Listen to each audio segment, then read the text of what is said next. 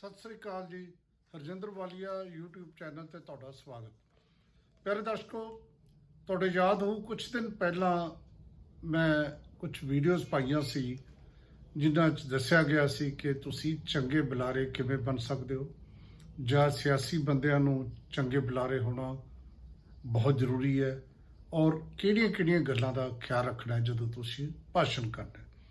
ਤੇ ਫਿਰ ਤੁਸੀਂ ਹੀ ਮੰਗ ਕੀਤੀ ਸੀ ਕੁਝ ਬੰਦਿਆਂ ਨੇ ਕਿ ਇਹ ਤਾਂ ਹੋ ਗਈ ਭਾਸ਼ਣ ਕਲਾ ਦੀ ਗੱਲ, ਜਿਹੜੀ ਗੱਲਬਾਤ ਵਾਰਤਾਲਾਪ ਹੈ, ਆਪਸ 'ਚ ਸੰਵਾਦ ਹੈ, ਲੋਕਾਂ ਨੂੰ ਅਸੀਂ ਮਿਲਦੇ ਹਾਂ, ਮਹਿਫਲਾਂ 'ਚ ਜਾਂਦੇ ਹਾਂ, ਇੰਟਰਵਿਊ 'ਚ ਜਾਂਦੇ ਹਾਂ, ਇੰਟਰਵਿਊ 'ਚ ਬੈਠਦੇ ਹਾਂ, ਉਹਨਾਂ ਲਈ ਕੁਝ ਟਿਪਸ ਵੀ ਸਾਨੂੰ ਦੱਸੇ ਜਾਣ। ਸੋ ਅੱਜ ਦੀ ਵੀਡੀਓ ਉਹਦੇ ਬਾਰੇ ਹੈ। ਇਹਦੀ ਗੱਲਬਾਤ ਜੇ ਆਪਾਂ ਸ਼ੁਰੂ ਕਰੀਏ ਤਾਂ ਇੱਕ ਦਿਨ ਮੈਂ ਖੁਦ ਇੱਕ ਮਹਿਫਲ 'ਚ ਗਿਆ ਜਿੱਥੋਂ ਮੈਂ ਇੱਕ ਸੂਤਰ ਲਿਆ। ਉੱਥੇ ਜਦੋਂ ਮੈਂ ਗਿਆ ਉੱਥੇ 5-7 ਸੱਜਣ ਸੀ ਜਿਨ੍ਹਾਂ ਚੋਂ 2-3 ਨੂੰ ਮੈਂ ਪਹਿਲੀ ਵਾਰ ਮਿਲ ਰਿਹਾ ਸੀ। ਇਹਨਾਂ ਚੋਂ ਇੱਕ ਬੰਦਾ ਮੇਰੇ ਕੋਲ ਆਉਂਦਾ ਹੈ, ਹੱਥ ਮਿਲਾਉਂਦਾ ਹੈ, ਆ ਕੇ ਮੈਨੂੰ ਕਹਿੰਦਾ ਆਈ ਡੋਂਟ ਲਾਈਕ ਯੂ। ਮੈਂ ਬੜਾ ਹੈਰਾਨ ਹੁੰਦਾ। ਉਹ ਦੁਬਾਰਾ ਬੋਲਦਾ I don't like you but I love you, ਤੇ ਨਾਲੇ ਮੁਸਕਰਾਉਂਦਾ ਤੇ ਫਿਰ ਉਹ ਜੱਫੀ ਪਾਉਂਦਾ। ਤਾਂ ਉਸ ਦਾ ਇਹ ਸਟਾਈਲ ਮੈਨੂੰ ਬਹੁਤ ਚੰਗਾ ਲੱਗਿਆ ਤੇ ਇੰਨਾ ਕੁ ਪ੍ਰਭਾਵਿਤ ਕਰ ਗਿਆ ਕਿ ਅੱਜ ਮੈਂ ਤੁਹਾਡੇ ਨਾਲ ਗੱਲ ਕਰ ਰਿਹਾ।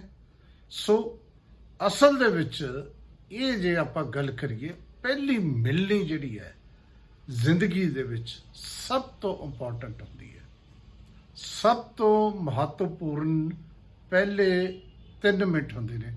ਅਸਲ ਵਿੱਚ 20 ਸਕਿੰਟ ਤੋਂ ਲੈ ਕੇ ਪਹਿਲੇ 3 ਮਿੰਟ ਬਹੁਤ ਇੰਪੋਰਟੈਂਟ ਹੁੰਦੇ ਨੇ। ਜਦੋਂ ਤੁਸੀਂ ਕਿਸੇ ਨੂੰ ਮਿਲਦੇ ਹੋ ਤੇ ਤੁਹਾਡਾ ਉਹਦੇ ਨਾਲ ਕਿਸ ਤਰ੍ਹਾਂ ਦਾ ਸੰਬੰਧ ਹੋਏਗਾ ਉਹ ਤੇ ਨਿਰਭਰ ਕਰਦਾ ਹੈ। ਜਿਵੇਂ ਵਾਰਿਸ ਲਿਖਦਾ ਨਾ ਕਿ ਰਾਂਝੇ ਉੱਠ ਕੇ ਆਖਿਆ ਬਾ ਸੱਜਣ, ਹੀਰ ਹੱਸ ਕੇ ਤੇ ਮਿਹਰਬਾਨ ਹੋਈ। ਤਾਂ ਹੀਰ ਦਾ ਜਿਹੜਾ ਹੱਸ ਕੇ ਮਿਹਰਬਾਨ ਹੋਣਾ, ਇਹ ਪਹਿਲੀ ਤੱਕਣੀ ਦਾ ਪਿਆਰ, ਇਹ ਕਈ ਕਿਸਮ ਦੀਆਂ ਜਿਹੜੀਆਂ ਸਾਨੂੰ ਟਿਪਸ ਦੇ ਜਾਂਦਾ ਹੈ। ਤੋਂ ਪਹਿਲਾਂ ਤਾਂ ਮੈਂ ਇਸ ਤੋਂ ਪਹਿਲਾਂ ਕਿ ਮੈਂ ਤੁਹਾਨੂੰ ਟਿਪਸ ਬਾਰੇ ਗੱਲ ਕਰਾਂ, ਮੈਂ ਤੁਹਾਨੂੰ ਕੈਲੀਫੋਰਨੀਆ ਯੂਨੀਵਰਸਿਟੀ ਦੇ ਪ੍ਰੋਫੈਸਰ ਨੇ ਐਲਬਰਟ ਮੇਹਰਾ, ਉਹਨਾਂ ਨੇ ਕੀ ਕਿਹਾ ਇਹਦੇ ਲਈ ਕਿ ਤੁਸੀਂ ਪ੍ਰਭਾਵਿਤ ਕਿਵੇਂ ਕਰਨਾ ਹੈ ਦੂਜਿਆਂ ਨੂੰ ਵਾਰਤਾਲਾਪ 'ਚ। 3 ਗੱਲਾਂ ਦੱਸੀਆਂ ਉਹਨਾਂ ਨੇ। ਕਹਿੰਦੇ ਸਭ ਤੋਂ ਪਹਿਲਾਂ ਤੁਹਾਡੀ ਦਿੱਖ, ਤੁਹਾਡੇ ਕੱਪੜੇ ਕਹੇ ਜਿਹੇ ਨੇ, ਕਿਸ ਤਰ੍ਹਾਂ ਦੇ ਤੁਸੀਂ ਕੱਪੜੇ ਪਾ ਕੇ ਜਾਂਦੇ ਹੋ ਮਹਿਫਲ 'ਚ ਜਾਂ ਦੋਸਤਾਂ ਨੂੰ ਮਿਲਦੇ ਹੋ, ਨੰਬਰ 1। ਨੰਬਰ 2, ਉਹ ਕਹਿੰਦੇ ਤੁਹਾਡੇ ਬੋਲ ਕਿਸ ਤਰ੍ਹਾਂ ਦੇ ਨੇ, ਸ਼ਬਦ ਕਿਸ ਤਰ੍ਹਾਂ ਦੇ, ਸ਼ਬਦਾਂ ਦੀ ਚੋਣ ਕੀ ਹੈ ਤੁਹਾਡੇ ਬੋਲ ਬਹੁਤ ਇੰਪੋਰਟੈਂਟ ਹੁੰਦੇ ਨੇ ਕਿਸੇ ਨੂੰ ਪ੍ਰਭਾਵਿਤ ਕਰਨ ਲਈ। ਫਿਰ ਤੀਜੇ ਨੰਬਰ ਤੇ ਆਉਂਦਾ ਬੋਲਾਂ ਰਾਹੀਂ ਤੁਸੀਂ ਕਹਿਣਾ ਕੀ ਚਾਹੁੰਦੇ ਹੋ, ਮਤਲਬ ਕੰਟੈਂਟ ਕੀ ਹੈ, ਕੀ ਕਹਿ ਰਹੇ ਹੋ, ਕੀ ਬੋਲ ਰਹੇ ਹੋ ਉਹਨਾਂ ਬੋਲਾਂ ਰਾਹੀਂ। ਉਹਨਾਂ ਨੇ ਇਹ 3 ਗੱਲਾਂ ਦਾ ਜ਼ਿਕਰ ਕੀਤਾ। ਲੇਕਿਨ ਮੈਂ ਸਾਰੀਆਂ ਜਦੋਂ ਕਿਤਾਬਾਂ ਦੇਖੀਆਂ ਉਹਨਾਂ 'ਚੋਂ ਕੁਝ ਟਿਪਸ ਜਿਹੜੇ ਤੁਹਾਡੇ ਲਈ ਲਏ, ਉਹਨਾਂ 'ਚੋਂ ਸਭ ਤੋਂ ਇੰਪੋਰਟੈਂਟ ਮੈਨੂੰ ਪੰਜਾਬੀ ਕਲਚਰ ਦੀ ਇੱਕ ਗੱਲ ਲੱਗੀ। ਪੰਜਾਬੀ ਫੋਕ 'ਚ ਆਉਂਦਾ ਅੱਖ ਨਾਲ ਗੱਲ ਕਰ ਗਈ, ਪੱਲਾ ਮਾਰ ਕੇ ਬੁਝਾ ਗਈ ਦੀਵਾ। ਇਹ ਜਿਹੜੀ ਅੱਖ ਨਾਲ ਗੱਲ ਕਰਨੀ ਹੈ ਇਹ ਬਹੁਤ ਇੰਪੋਰਟੈਂਟ ਹੈ। ਹੁਣ ਮੈਂ ਤੁਹਾਡੇ ਨਾਲ ਜਿਹੜੀ ਗੱਲ ਕਰਦਾ, ਜੇ ਤਾਂ ਆਈ ਕੰਟੈਕਟ ਹੈ ਤਾਂ ਉਹਦਾ ਪ੍ਰਭਾਵ ਹੋਰ ਪਏਗਾ। ਜੇ ਮੈਂ ਇਹਨੂੰ ਪੜ੍ਹਾਂਗਾ ਉਸ ਦਾ ਪ੍ਰਭਾਵ ਹੋਰ ਪਏਗਾ। ਜਿਹੜਾ ਚੰਗਾ ਬੁਲਾਰਾ ਹੈ, ਚੰਗਾ ਸਰੋਤਾ ਹੈ, ਦੋਨਾਂ ਦੀ ਆਈ ਕੰਟੈਕਟ ਹੁੰਦਾ ਹੈ। ਜਿਹੜਾ ਬੋਲਣ ਵਾਲਾ ਹੈ ਉਹ ਅੱਖ 'ਚ ਪਾ ਕੇ ਅੱਖ ਫੇਰ ਕਰਦਾ ਹੈ ਗੱਲ। ਇਹ ਹੁੰਦੀ ਹੈ ਜਿਹੜੀ ਅੰਦਰਲੀ ਗੱਲ ਹੈ, ਅਸਲ ਦੇ ਵਿੱਚ ਬਹੁਤ ਆਸਾਨੀ ਨਾਲ ਅੱਖਾਂ ਰਾਹੀਂ ਬਾਹਰ ਆਉਂਦੀ ਹੈ। ਵੈਸੇ ਤਾਂ ਓਵਰਆਲ ਜਿਹੜਾ ਸਰੀਰ ਦੀ ਭਾਸ਼ਾ ਹੈ ਨਾ, ਉਹਨੂੰ ਵੀ ਸਮਝਣਾ ਬਹੁਤ ਜ਼ਰੂਰੀ ਹੁੰਦਾ ਹੈ, ਖਾਸ ਤੌਰ 'ਤੇ ਜਦੋਂ ਤੁਸੀਂ ਸੰਵਾਦ ਦੀ ਗੱਲ ਕਰਦੇ ਹੋ, ਜਦੋਂ ਤੁਸੀਂ ਵਾਰਤਾਲਾਪ ਦੀ ਗੱਲ ਕਰਦੇ ਹੋ। ਸੋ ਇਹ ਸਭ ਤੋਂ ਪਹਿਲਾਂ ਤਾਂ ਆਪਾਂ ਇਹ ਮੰਨੀਏ ਕਿ ਜਿਹੜੀ ਅੱਖ ਹੈ ਜਾਂ ਅੱਖਾਂ ਨਾਲ ਜਿਹੜੀ ਗੱਲ ਕਰਨ ਦਾ ਜਾਂ ਅੱਖਾਂ ਨੂੰ ਪੜ੍ਹਨ ਦਾ ਜਿਹੜਾ ਤੁਹਾਨੂੰ ਜਿਹੜਾ ਤਰੀਕਾ, ਉਹ ਹੋਣਾ ਬਹੁਤ ਜ਼ਰੂਰੀ ਹੈ। ਸੋ ਨੰਬਰ 1 ਆਈ ਕੰਟੈਕਟ, ਜਿਹਨੂੰ ਤੁਸੀਂ ਇਹ ਕਹਿ ਸਕਦੇ ਹੋ। ਇਹਦੇ ਨਾਲ ਤੁਸੀਂ ਪ੍ਰਭਾਵ ਪਾਉਂਦੇ ਹੋ। ਇੱਕ ਗੱਲ ਹਮੇਸ਼ਾ ਮਨ 'ਚ ਰੱਖੋ ਕਿ ਜਿਹੜਾ ਪਹਿਲਾ ਪ੍ਰਭਾਵ ਹੈ ਨਾ, ਪਹਿਲਾ ਪ੍ਰਭਾਵ ਪਾਉਣ ਲਈ ਦੂਜਾ ਮੌਕਾ ਨਹੀਂ ਮਿਲਦਾ। ਚਾਹੇ ਤੁਸੀਂ ਆਪਣੇ ਵਿਆਹ ਲਈ ਗੱਲਬਾਤ ਕਰ ਰਹੇ ਹੋ, ਕੁੜੀ ਜਾਂ ਮੁੰਡੇ ਮਿਲ ਰਹੇ ਨੇ, ਜਾਂ ਕਿਸੇ ਨਾਲ ਦੋਸਤੀ ਕਰਨੀ ਹੈ, ਜਾਂ ਕਿਸੇ ਇੰਟਰਵਿਊ ਤੇ ਜਾਣਾ ਹੈ। ਸੋ ਪਹਿਲੀ ਤੱਕਣੀ ਔਰ ਜਿਹੜਾ ਹੈ ਪਹਿਲੀ ਗੱਲਬਾਤ, ਪਹਿਲੇ 2-2.5 ਮਿੰਟ ਬਹੁਤ ਇੰਪੋਰਟੈਂਟ ਹੁੰਦੇ ਨੇ। ਇਹਦੇ 'ਚ ਦੂਜਾ ਜਿਹੜਾ ਨੁਕਤਾ ਹੁੰਦਾ ਹੈ ਉਹ ਹੈ ਸਮਾਈਲ। ਦੇਖੋ, ਸਮਾਈਲ ਤੇ ਆਮ ਤੌਰ ਤੇ ਲੋਕ ਤੁਹਾਨੂੰ ਕਹਿ ਦਿੰਦੇ ਨੇ ਕਿ ਸਮਾਈਲ ਜਿਹੜੀ ਹੈ ਜੀ, ਮੁਸਕਰਾਓ, ਮੁਸਕਰਾਉਣ ਤੇ ਕੋਈ ਮੁੱਲ ਨਹੀਂ ਲੱਗਦਾ। ਸਾਰੀਆਂ ਗੱਲਾਂ ਠੀਕ ਨੇ ਕਿ ਜੀ ਭਾਸ਼ਾ ਜਿਹੜੀ ਯੂਨੀਵਰਸਲ ਜਿਹੜੀ ਲੈਂਗੁਏਜ ਹੈ ਉਹ ਸਮਾਈਲ ਹੈ। ਜਿੱਥੇ ਮਰਜ਼ੀ ਚਲੇ ਜਾਓ, ਤੁਸੀਂ ਉਸ ਦੇਸ਼ ਦੀ ਭਾਸ਼ਾ ਜਾਣਦੇ ਹੋ ਜਾਂ ਨਹੀਂ ਜਾਣਦੇ, ਸਿਰਫ ਮੁਸਕਰਾਉਣਾ ਗੱਲ ਠੀਕ ਹੈ ਵੀ। ਪਰ ਜਿਹੜੀ ਸਮਾਈਲ ਹੈ ਬਹੁਤ ਵਾਰ ਫੇਕ ਵੀ ਹੁੰਦੀ ਹੈ। ਹੁਣ ਇੱਕ ਰਿਸੈਪਸ਼ਨ ਤੇ ਤੁਸੀਂ ਗਏ, ਤੁਸੀਂ ਕਿਸੇ ਦੁਕਾਨ ਤੇ ਗਏ, ਉੱਥੇ ਜਿਹੜੀ ਬੀਬੀ ਬੈਠੀ ਹੈ ਰਿਸੈਪਸ਼ਨਿਸਟ, ਉਹ ਜਿਹੜੀ ਸਮਾਈਲ ਦੇ ਰਹੀ ਹੈ, ਉਹ ਤੁਹਾਡਾ ਸਵਾਗਤ ਜਿਹੜਾ ਹੈ ਕਿਸੇ ਪਰਪਸ ਲਈ ਕਰ ਰਹੀ ਹੈ। ਉਹ ਜਿਹੜੀ ਸਮਾਈਲ ਹੈ ਉਹ ਦਿਲੋਂ ਜਿਹੜੀ ਸਮਾਈਲ ਨਹੀਂ, ਦਿਲੋਂ ਮੁਸਕਰਾਉਣ ਵਾਲੀ ਉਹਦੇ 'ਚ ਗੱਲ ਨਹੀਂ ਹੁੰਦੀ। ਤਾਂ ਇਸੇ ਤਰੀਕੇ ਨਾਲ ਜਿਹੜਾ ਸਮਾਈਲ ਹੈ ਨਾ, ਉਹ ਫੇਕ ਨਾ ਹੋਵੇ ਤਾਂ ਚੰਗੀ ਹੈ। ਤੁਸੀਂ ਜੇ ਹਰ ਇੱਕ ਨੂੰ ਦੇਖ ਕੇ ਮੁਸਕਰਾਈ ਜਾਓਗੇ ਤੇ ਫਿਰ ਵੀ ਗੱਲ ਨਹੀਂ ਬਣਦੀ ਤੇ ਬੰਦੇ ਤੇ ਅਸਰ ਨਹੀਂ ਪੈਂਦਾ। ਫਿਰ ਕਦੋਂ ਪ੍ਰਭਾਵ ਪੈਂਦਾ?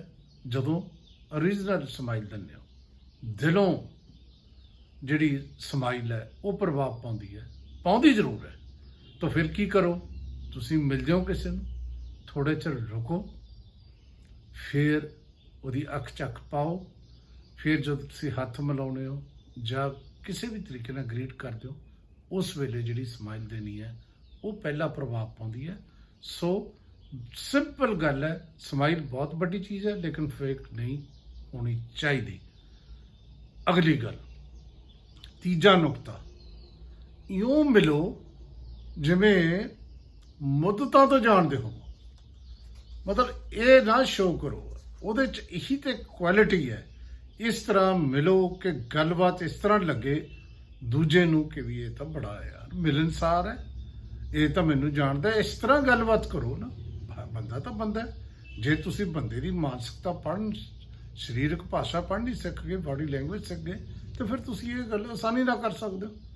ਮੱਧਤਾ ਤੋਂ ਜਾਣਦੇ ਹੋ, ਇਸ ਤਰ੍ਹਾਂ ਉਹਦੇ ਨਾਲ ਵਿਵਹਾਰ ਕਰੋ ਤਾਂ ਤੁਸੀਂ ਉਹ 'ਤੇ ਚੰਗਾ ਪ੍ਰਭਾਵ ਪਾਓਗੇ। ਮੰਨ ਲਓ ਮਹਿਫਲ 'ਚ ਤੁਹਾਨੂੰ ਕੋਈ ਬੰਦਾ ਚੰਗਾ ਲੱਗਦਾ ਹੈ, ਇਹ ਨਹੀਂ ਕਿ ਤੁਸੀਂ ਉਹ ਤੋਂ ਕੋਈ ਫਾਇਦਾ ਉਠਾਉਣਾ ਚਾਹੁੰਦੇ, ਤੁਹਾਡਾ ਸਵਾਰਥ ਹੈ। ਸਵਾਰਥ ਵਾਲੇ ਲੋਕਾਂ ਨੂੰ ਵੀ ਮੈਂ ਬਹੁਤ ਵਾਰ ਦੇਖਿਆ, ਪਰ ਦੇਖਿਆ ਨਹੀਂ ਵਿਆਹ ਸ਼ਾਦੀਆਂ ਇੱਧਰ ਉੱਧਰ, ਜਿਹੜੇ ਬੰਦੇ 'ਚ ਥੋੜ੍ਹੀ ਜਿਹੀ ਪਾਵਰ ਹੁੰਦੀ ਹੈ, ਕੋਈ ਲੀਡਰ ਹੁੰਦਾ, ਕੋਈ IAS ਅਫਸਰ ਹੁੰਦਾ, ਲੋਕ ਉਹਦੇ ਆਲੇ ਦੁਆਲੇ ਹੋ ਜਾਂਦੇ ਨੇ। ਉਹ ਸਵਾਰਥ, ਉਹਨੂੰ ਵੀ ਪਤਾ ਹੁੰਦਾ ਬੰਦੇ ਨੂੰ ਵੀ ਕਿਉਂ ਮੇਰੇ ਮਗਰ ਨੇ। ਲੇਕਿਨ ਮੰਨ ਲਓ ਤੁਹਾਨੂੰ ਕਿਸੇ ਦੀ ਪਰਸਨੈਲਿਟੀ ਚੰਗੀ ਲੱਗੀ ਹੈ ਤੇ ਫਿਰ ਤੁਸੀਂ ਪਹਿਲ ਕਰੋ। ਇਹ ਅਗਲਾ ਨੁਕਤਾ ਇਹ ਹੈ, ਪਹਿਲ ਕਰੋ। ਜ਼ਿੰਦਗੀ 'ਚ ਬਹੁਤ ਵਾਰ ਅਸੀਂ ਪਹਿਲ ਕਰਨੋਂ ਜਿਹੜਾ ਹੈ ਝਿਜਕ ਜਾਂਦੇ ਹਾਂ, ਔਰ ਬਹੁਤ ਵਾਰ ਜ਼ਿੰਦਗੀ ਦੇ ਅਖੀਰਲੇ ਦਿਨਾਂ 'ਚ ਆ ਹੁੰਦਾ ਹੈ, ਕਾਸ਼ ਮੈਂ ਪਹਿਲ ਕਰ ਲਈ ਹੁੰਦੀ। ਦੋਨੇ ਹੀ ਕਹਿੰਦੇ ਨੇ, ਬਹੁਤ ਨੋਵਲਾਂ 'ਚ ਦੇਖਿਆ ਹੋਊਗਾ, ਜ਼ਿੰਦਗੀ 'ਚ ਵੀ ਦੇਖਿਆ ਹੋਊਗਾ, ਯਾਰ ਜੇ ਉਦੋਂ ਮੈਂ ਗੱਲ ਕਰ ਲੈਂਦਾ ਤਾਂ ਸ਼ਾਇਦ ਅਸੀਂ ਜ਼ਿੰਦਗੀ ਇਕੱਠੇ ਕੱਟ ਲੈਂਦੇ। ਸੋ ਉਹ ਜਿਹੜੀ ਹੈ ਨਾ ਪਹਿਲ ਕਰਨਾ। ਵੈਸੇ ਵੀ ਮੈਂ ਤੁਹਾਨੂੰ ਦੱਸਦਾ, ਲੋਕਾਂ 'ਚ ਦਿਲਚਸਪੀ ਲੈਣੀ ਹੈ ਨਾ, ਤੇ ਤੁਸੀਂ ਬਹੁਤ ਵਾਰ ਤਾਂ ਖਾਣ ਪੀਣ 'ਚ ਹੀ ਲੱਗੇ ਰਹਿੰਦੇ ਨੇ ਲੋਕ। ਜੇ ਕਿਸੇ ਵਿਆਹ 'ਚ ਜਾਂਦੇ ਨੇ, ਮਹਿਫਲ ਜਾਂਦੇ ਨੇ, ਖਾਣ ਪੀਣ ਦਾ ਪਹਿਲਾਂ ਜਾ ਕੇ ਮਾੜਾ ਮੋਟਾ ਖਾ ਲਓ, ਨਹੀਂ ਤਾਂ ਚਾਹ ਦਾ ਕੱਪ ਲੈ ਕੇ ਤੁਸੀਂ ਲੋਕਾਂ ਨਾਲ ਮਿਲਣਾ ਗੁਲਣਾ ਔਰ ਉਹਨਾਂ ਨੂੰ ਪਹਿਲ ਕਰ ਸਕਦੇ ਜਾਂ ਕਰਨੀ ਚਾਹੀਦੀ ਹੈ। ਇੱਕ ਹੋਰ ਵੀ ਗੱਲ ਹੈ, ਚਲੋ ਗੱਲਬਾਤ ਸ਼ੁਰੂ ਹੋ ਗਈ, ਦੋ ਬੰਦਿਆਂ ਦੀ ਗੱਲਬਾਤ ਹੋ ਰਹੀ ਹੈ, ਕੋਈ ਖਾਜ ਕਰ ਰਿਹਾ, ਕੋਈ ਇੱਥੇ ਕਰ ਰਿਹਾ, ਕੋਈ ਕੰਨ ਤੇ, ਕੋਈ ਅੱਖਾਂ ਤੇ, ਜਾਂ ਕੋਈ ਇੱਧਰ ਉੱਧਰ ਦੇਖ ਰਿਹਾ ਹੈ। ਇਹ ਨਹੀਂ, ਇਹਦੇ ਨਾਲ ਜਿਹੜੀ ਤੁਸੀਂ ਇਹ ਆਪਦੀ ਬਾਡੀ ਲੈਂਗੁਏਜ ਤੋਂ ਇਹ ਇਸ਼ਾਰਾ ਦੇ ਰਹੇ ਹੁੰਦੇ ਹੋ ਕਿ ਮੈਨੂੰ ਤੇਰੇ ਨਾਲ ਕੋਈ ਦਿਲਚਸਪੀ ਨਹੀਂ, ਮੈਂ ਤੇਰੇ ਤੋਂ ਅੱਕ ਰਿਹਾ। ਇਹ ਇਸ ਤਰ੍ਹਾਂ ਨਹੀਂ ਕਰਨਾ ਚਾਹੀਦਾ, ਨਾ ਖਾਜ ਕਰਨੀ ਚਾਹੀਦੀ, ਨਾ ਕੁਛ ਹੋਰ। ਬਿਲਕੁਲ ਉਹਦੇ ਨਾਲ ਉਹਦੇ ਇਉਂ ਤੁਸੀਂ ਮਹਿਸੂਸ ਕਰਾਓ ਸਾਹਮਣੇ ਵਾਲੇ ਨੂੰ ਕਿ ਤੁਸੀਂ ਬਹੁਤ ਉਹਦੀਆਂ ਗੱਲਾਂ 'ਚ ਦਿਲਚਸਪੀ ਲੈ ਰਹੇ ਹੋ। ਫਿਰ ਇੱਕ ਹੋਰ ਗੱਲ ਹੈ, ਬਹੁਤ ਵਾਰ ਕੀ ਹੁੰਦਾ ਹੈ ਕਿ ਬੰਦਾ ਤੁਹਾਡੇ ਨਾਲ ਗੱਲ ਕਰਦਾ ਹੈ ਜਾਂ ਉਹ ਗੱਲ ਕਰਨੀ ਚਾਹੁੰਦਾ ਹੈ, ਜ਼ਰੂਰੀ ਨਹੀਂ ਕਿ ਤੁਹਾਨੂੰ ਟਿਪਸ ਪਤਾ ਨੇ ਵਾਰਤਾਲਾਪ ਦੇ, ਦੂਜੇ ਨੂੰ ਵੀ ਪਤਾ ਹੈ, ਉਹ ਪਹਿਲ ਕਰਕੇ ਤੁਹਾਡੇ ਕੋਲ ਆਉਂਦਾ ਹੈ, ਤੁਹਾਨੂੰ ਪੁੱਛਦਾ ਤੁਸੀਂ ਕਿੱਥੇ ਕਿਹੜੀ ਜਗ੍ਹਾ ਨੂੰ ਬਿਲੋਂਗ ਕਰਦੇ ਹੋ, ਤੇ ਤੁਸੀਂ ਸਿੱਧੇ ਕਹਿ ਸਕਦੇ ਹੋ ਮੈਂ ਲੁਧਿਆਣੇ ਤੋਂ, ਮੈਂ ਪਟਿਆਲੇ ਤੋਂ ਹਾਂ। ਨਹੀਂ, ਇਹ ਛੋਟਾ ਵਨ ਲਾਈਨ ਰਿਪਲਾਈ ਨਹੀਂ ਦੇਣਾ, ਫਿਰ ਗੱਲ ਨਹੀਂ ਬਣਨੀ। ਜਦੋਂ ਕੋਈ ਬੰਦਾ ਤੁਹਾਨੂੰ ਪੁੱਛਦਾ ਫਿਰ ਤੁਸੀਂ ਉਹ ਜਵਾਬ ਦੇਣ ਦੇ ਨਾਲ ਨਾਲ ਉਹ ਇੰਨਾ ਦਿਲਚਸਪ ਬਣਾ ਲਓ।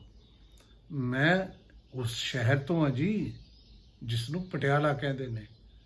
ਬੜਾ ਸ਼ਹਿਰ ਦੇ 3 ਚੀਜ਼ਾਂ ਤਾਂ ਬਹੁਤ ਮਸ਼ਹੂਰ ਤੁਸੀਂ ਸੁਣੀਆਂ ਹੋਣਗੀਆਂ। ਪਟਿਆਲਾ ਪੈਗ ਬੜਾ ਮਸ਼ਹੂਰ ਹੈ, ਪਟਿਆਲੇ ਦੇ ਪਰਾਂਦੇ, ਪਟਿਆਲੇ ਦੀ ਜੁੱਤੀ, ਦੱਸਣਾ ਸ਼ੁਰੂ ਕਰ ਦਿਓ। ਵਨ ਲਾਈਨ ਰਿਪਲਾਈ ਨਹੀਂ, ਫਿਰ ਉਹ ਤੁਹਾਡੇ ਨਾਲ ਖੁੱਲੂਗਾ ਜਾਂ ਕੋਈ ਹੋਰ ਤਰੀਕੇ ਨਾਲ ਤੁਸੀਂ ਇਸ ਗੱਲ ਨੂੰ ਲੰਬਾ ਕਰ ਸਕਦੇ ਹੋ। ਇੱਕ ਗੱਲ ਹੋਰ ਵੀ ਹੈ ਇੱਥੇ, ਜਿਹੜੇ ਬੰਦੇ ਵਾਰਤਾਲਾਪ ਦੇ ਵਿੱਚ ਪਰਫੈਕਟ ਹੋਣਾ ਚਾਹੁੰਦੇ ਨੇ ਨਾ, ਉਹਨਾਂ ਨੂੰ ਇਹ ਗੱਲ ਵੀ ਯਾਦ ਰੱਖਣੀ ਚਾਹੀਦੀ ਹੈ ਕਿ ਜਿਹੜਾ ਸ਼ੁਰੂ 'ਚ ਮੈਂ ਕਿਹਾ ਸੀ ਨਾ ਕਿ ਜਿਹੜੇ ਤੁਹਾਡੇ ਬੋਲ ਤੇ ਬੋਲ ਕੀ ਰਹੇ ਹੋ, ਕੰਟੈਂਟ, ਇਹ ਜ਼ਰੂਰੀ। ਕੰਟੈਂਟ ਆਊ ਕਿੱਥੋਂ? ਤਾਂ ਫਿਰ ਉਹਦੇ ਲਈ ਤੁਹਾਨੂੰ ਆਮ ਗਿਆਨ, ਚਲੰਤ ਮਾਮਲੇ, ਕਰੰਟ ਅਫੇਅਰਸ, ਬਲਕਿ ਬਹੁਤ ਵਾਰ ਤਾਂ ਲੇਟੈਸਟ ਨਿਊਜ਼ ਪਰ ਸੁਣ ਕੇ ਜਾਓ, ਦੇਖ ਕੇ ਜਾਓ ਜਦੋਂ ਤੁਸੀਂ ਕਿੱਥੇ ਚੱਲੇ ਹੋ। ਤੇ ਕਿਉਂਕਿ ਤੁਸੀਂ ਮੌਸਮ ਤੋਂ ਲੈ ਕੇ ਨਵੀਆਂ ਮੂਵੀਜ਼ ਦੀ ਗੱਲ, ਕੀ ਚੱਲ ਰਿਹਾ ਟੈਸਟ ਮੈਚ 2020 'ਚ ਕੀ ਚੱਲ ਰਿਹਾ, ਸ਼ੇਅਰ ਮਾਰਕੀਟ ਕੀ ਚੱਲ ਰਿਹਾ, ਇਹਦਾ ਤੁਹਾਨੂੰ ਪਤਾ ਹੋਣਾ ਚਾਹੀਦਾ। ਤੇ ਫਿਰ ਜਿਹੜੇ ਵੀ ਵਿਸ਼ੇ ਤੇ ਉੱਥੇ ਗੱਲ ਹੋ ਰਹੀ ਹੈ ਉਹ 'ਚ ਤੁਹਾਡੀ ਪਾਰਟਿਸਿਪੇਸ਼ਨ ਹੋਏਗੀ, ਮਤਲਬ ਤੁਸੀਂ ਨੌਲੇਜੇਬਲ ਹੋਵੋ। ਇਹ ਗੱਲ ਜ਼ਰੂਰ ਤੁਹਾਡੇ 'ਚ ਹੋਣੀ ਚਾਹੀਦੀ ਹੈ ਜੇ ਤੁਸੀਂ ਚੰਗੇ ਵਾਰਤਾਲਾਪਕਾਰ ਬਣਨਾ ਹੈ। ਵੈਸੇ ਕਦੇ ਤੁਸੀਂ ਫੋਨ ਸੁਣ ਰਹੇ ਹੋ ਤੇ ਫੋਨ ਸੁਣਦੇ ਸੁਣਦੇ ਟੀਵੀ ਦੇਖ ਰਹੇ ਹੋ, ਕੋਈ ਫੋਨ ਆ ਗਿਆ ਤੇ ਤੁਸੀਂ ਮਿਊਟ ਕਰਕੇ ਫੋਨ ਸੁਣਨ ਲੱਗੇ। ਜਿਹੜਾ ਮਿਊਟ ਕਰਕੇ ਫੋਨ ਸੁਣ ਰਹੇ ਹੋ ਤੇ ਨਾਲ ਟੀਵੀ ਦੇਖ ਰਹੇ ਹੋ, ਜਿਹੜਾ ਕੁਝ ਤੁਸੀਂ ਉਦੋਂ ਆਬਜ਼ਰਵ ਕਰਦੇ ਹੋ, ਪਤਾ ਤੁਹਾਨੂੰ ਲੱਗਦਾ ਗੱਲ ਉੱਧਰ ਹੋ ਰਹੀ ਹੈ, ਬਿਲਕੁਲ ਉਹੀ ਗੱਲ ਹੁੰਦੀ ਹੈ। ਆਬਜ਼ਰਵ ਨਾਲ ਕਰੋ, ਬਾਡੀ ਲੈਂਗੁਏਜ, ਬੰਦਾ ਸਾਹਮਣੇ ਵਾਲੇ ਨੂੰ ਜੇ ਆਬਜ਼ਰਵ ਕਰਨਾ ਸਿੱਖ ਜਾਓਗੇ ਤੁਸੀਂ, ਫਿਰ